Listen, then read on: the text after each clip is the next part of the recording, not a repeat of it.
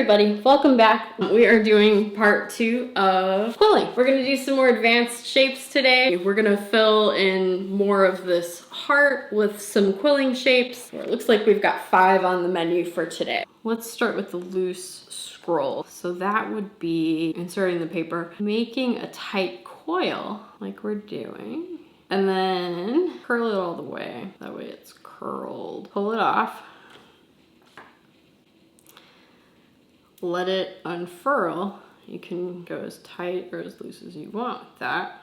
And then that's your loose scroll. So that's a very, very basic scroll. So this would be good like for this part of the heart, this indentation here. So let's put that there. So then when you glue it, you can glue, let me use my tweezers.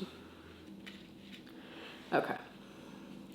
So you could put a little bit of glue along the edge of this piece of paper, and we're using hopefully very minimal glue because you don't need a lot. The weight of the glue plus the weight of the paper on the cardstock, because this paper is a little bit heavy, it can create kind of a heavy piece. So you want to keep as minimal glue as possible. So then that's a loose scroll. Next one, S scroll, those are fun. So an S scroll is curling 2 ends of the paper and leaving a little bit of a shape, like a clean line in the middle. So let's see how we do on this. So we scroll the top part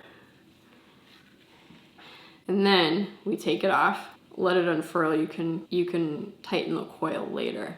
And then we do it the opposite way on the other end so that we make an S. So you've got the inner part of the S as the top and then the outer part of the S as the bottom. So we're just scrolling up and we want a little bit of space in between of just straight paper. So pull that off. So then you've got an S scroll.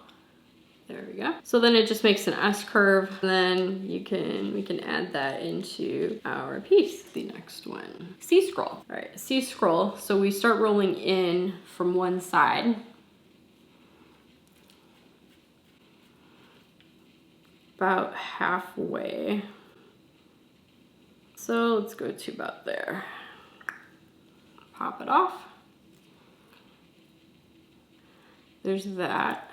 And then we go to the other side and we want to make sure that we roll this. If you want this specific shape, we're making more of a C shape. So we want to roll this side in towards the other coil.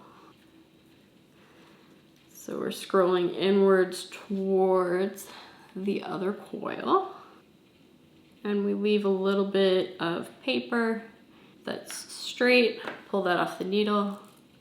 Let it unfurl a little bit, and then you've got, it's not perfect, but you've got kind of a C. So you've got, where'd the S go? You've got the S, and then the C where they're going in towards each other. You could make this, you know, like that, or you could keep it loose.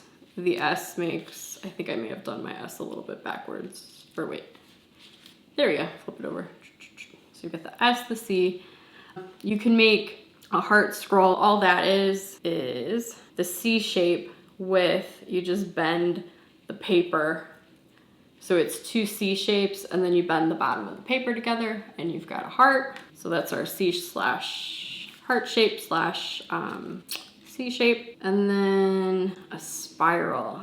I don't use these because I don't know really how to glue them on, and they always look weird, so I'll try it though. I tried gluing it on once and it didn't turn out quite right for me. So for the spiral, you're actually going to want to thread it and then keep it moving to create more of a spiral. So what you can do, keep it going. Okay, we'll just pull it off there.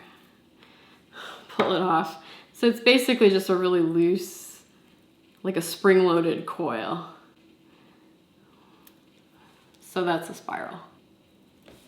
And then I guess you could glue it along, like spread it out and glue it along. I don't know. I never used that one, but it is a shape, so I thought I'd cover it.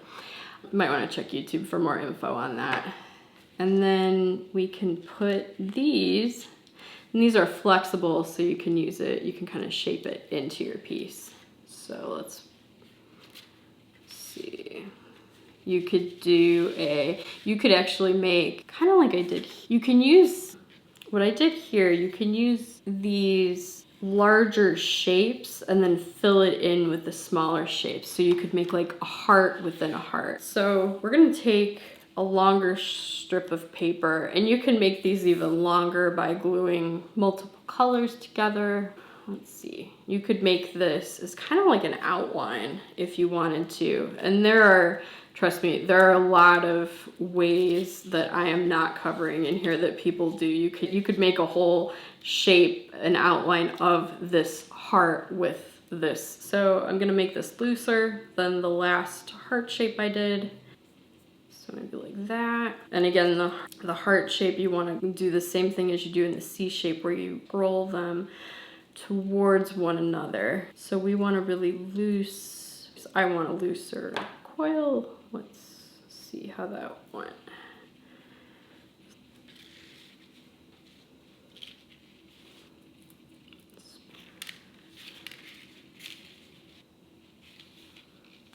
Okay. So you could even use that to make your own shape and then fill it in. So just some ideas. If this is too big, like this turned out to be a little bit bigger than I wanted, just cut the bottom off.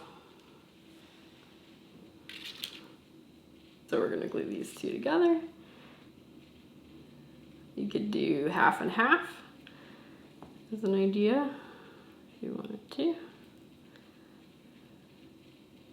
Ooh. Let me show you this. This is fun. Another idea is you can, when you glue two pieces like that together, so this is where this might be more helpful, this quilling tool. So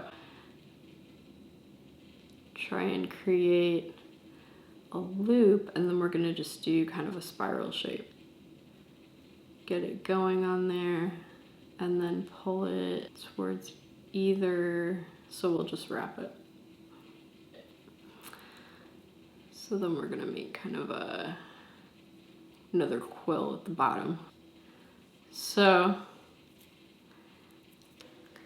we've got kind of a Picasso kind of heart there.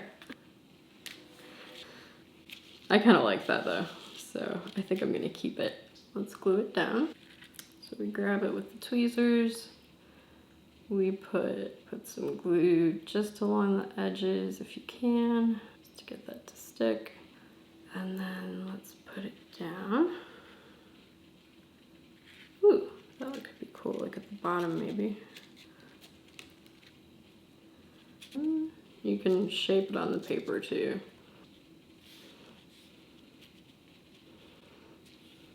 There we go. You can use your brush to wipe away the excess glue if you need to or want to. And you can put a little glue on there if it's not sticking like mine's not. Press it lightly.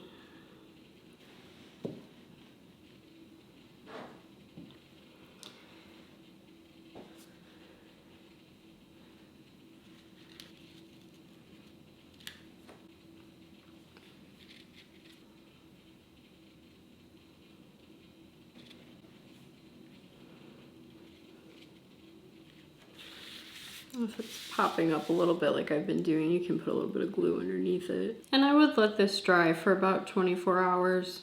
Like if you're planning to send it to somebody, just that way that the glue has a chance to dry.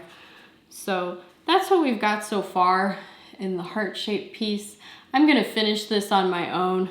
You could make, my point was filling this in, you can make some tighter coils like this one, and then you could fill it in with different colored coils. So part of this activity is production. Like you have to produce the coils or decide on the shapes, or you could do it randomly, but you need to, part of this activity is creating the coils, and then the other part is making a design if you want, deciding whatever kind of medium you want to use, and then figuring out how you want to place it, if you want to go randomly or if you want to plan it. Actually, I wanted to show you one more thing.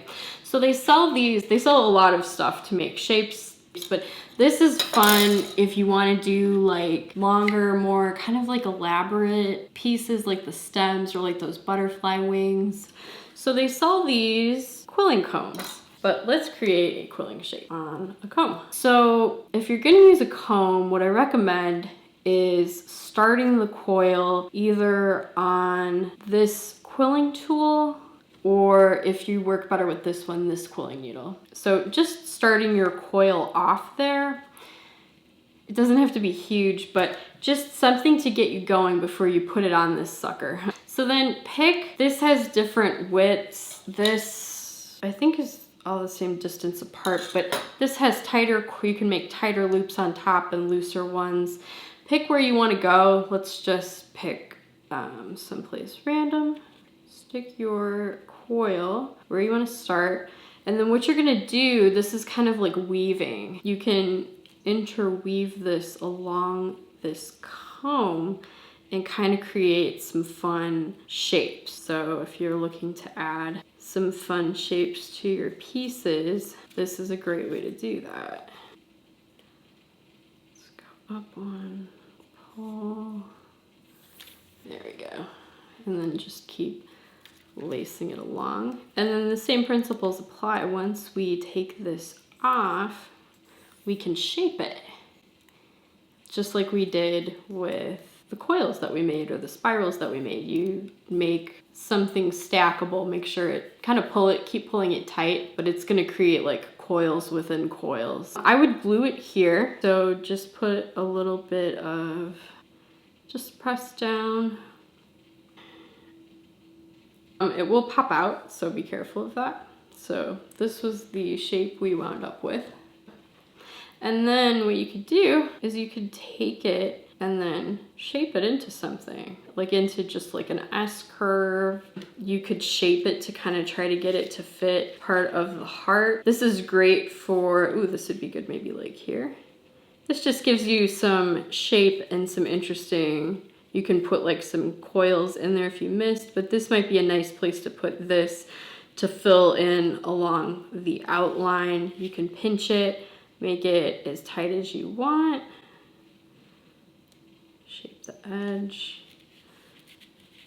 There you go. Or you could put it against that and then fill in some spaces around there. So let's glue this down.